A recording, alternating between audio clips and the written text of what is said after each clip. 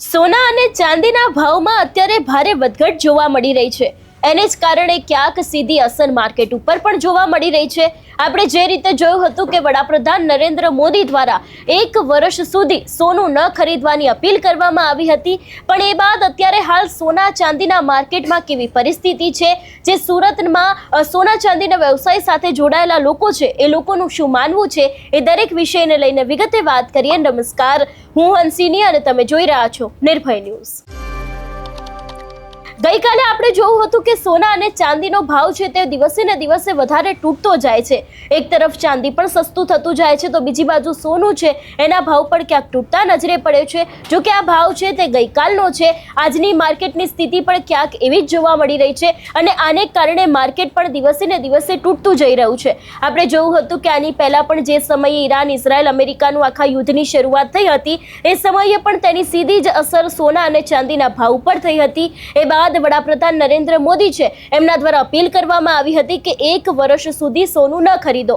એ બાદ સોના અને ચાંદીની જે દુકાનો છે એમાં લગભગ 40% ગ્રાહકો છે એ લોકોની ઘટાડો જોવા મળ્યો હતો અને હવે જ્યારે સોના અને ચાંદીના ભાવ ઘટી રહ્યા છે, માર્કેટની સ્થિતિ અત્યારે સારી નથી, ત્યારે લગભગ સોના અને ચાંદીના દુકાનોમાં 80% ગરાગી ઓછી થઈ ગઈ છે, એવી વાત આજે વ્યવસાય સાથે સંકળાયેલા લોકો છે એમના દ્વારા કરવામાં આવી છે। સૌથી પહેલા તો સુરતમાં આ વ્યવસાય સાથે સંકળાયેલા લોકો છે એ લોકોનું શું કહેવું છે, અત્યારે હાલ સોના અને ચાंदीનું માર્કેટ શું કહી રહ્યું છે એ સાંભળીએ।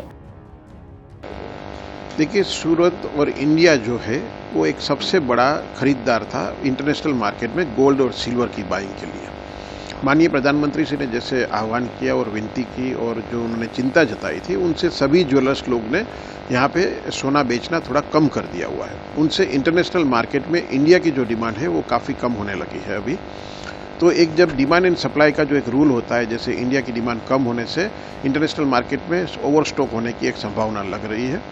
ओवरऑल कंट्रीज़ जो बाई कर रही थी उनका जो बाइंग पावर था और अपने इंडिया का जो हर साल पे 800 टन इंडिया जो गोल्ड बाई कर रहा है, उनके सामने अभी तो प्रधानमंत्री जी ने चिंता व्यक्त की, उसको काफ़ी छोटा टाइम हुआ है, पर उनके आंकड़े हमको तुरंत देखने को मिलेंगे कि तुरंत में शॉर्ट पीरियड में अभी हर एक ज्वेलर्स के यहाँ ग्राहकी का जो प्रमाण है, जैसे 40% तो डाउन था ड्यू टू ये जो वॉर चल रहा था और जो क्राइसिस चल रही थी उनके हिसाब से, और गोल्ड के रेट इतने बढ़ जाने के बाद में, और फिर माननीय प्रधानमंत्री जी ने जो चिंता जताई है और आह्वान किया हुआ है, उससे और 40% ग्राहकी अभी सभी ज्वेलर्स के यहाँ कम होने की संभावना है और कम हो रही है।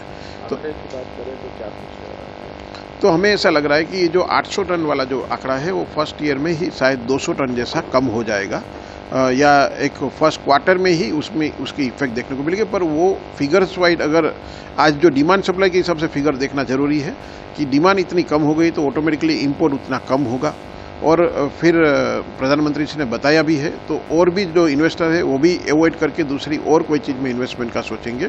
तो अभी ऐसा लग रहा है कि आंकड़े के हिसाब से 200 टन जैसा ये साल में इंडिया का जो इंपोर्ट है वो कम होने की संभावना लग रही है।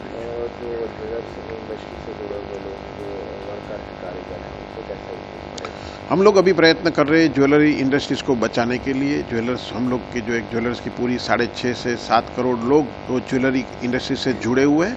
वो कोई न कोई हिसाब से, कोई कारीगर है, कोई ज्वेलर है, कोई छोटा सोनार है, या कोई पैकिंग मटेरियल वाला है, जो कोई भी इंडस्ट्री से जुड़े हुए हैं वो लोग को कोई न कोई हिसाब से काम मिलता रहे। और अपनी भारतीय संस्कृति में सोना बहुत ज़रूरी है, तो पब्लिक में भी अभी जो अवेयरनेस है वो लोग समझ रहे हैं कि सोना को रिसाइकल करो। तो अभी रिसाइकल का सोना आने लगा है, तो उससे कारीगर लोगों को भी काम मिलना स्टार्ट हो गया है। तो अभी जो बैलेंस की पोजीशन है उसमें धीरे धीरे ऐसा लग रहा है कि सोना जो इंडिया का सोना है वही अभी रिसाइकल में आएगा, और ये पूरा 1 साल जो है वो कारीगर लोग को काम वैसे मिलता रहेगा। तो ऑफर वगैरह भी देने वाले हैं अगर इस तरीके से ऐसा लोग आ रहे हैं रिसाइकल के लिए? आज जैसे देखने को जाए तो पूरे वर्ल्ड लेवल पे इंडिया से ज्वेलरी खरीद करना, हैंडमेड ज्वेलरी में सबसे कम रेट इंडिया में चल रहा है। अगर यही ज्वेलरी अगर इंडिया के बाहर होती है तो सीधा जो 100 रुपये की चीज़ है वो 200 रुपये में बिकती, अभी 100 रुपये की जो चीज़ है वो 105 रुपये में इंडिया में बिक जाता है। तो इंडिया की जो बात है वो कटथ्रोट कंपटीशन, मार्केट में लैक ऑफ ये होने से ये ज्वेलर्स लोग के जो जितने भी बड़े बड़े शोरूम्स है और जो हिसाब से सभी ने मेंटेन किया हुआ है वो हिसाब से सभी लोग ने ऑफर रख दी हुई है। और आज अभी बायर मार्केट बोला जाएगा, कस्टमर विनिंग पोजीशन में है।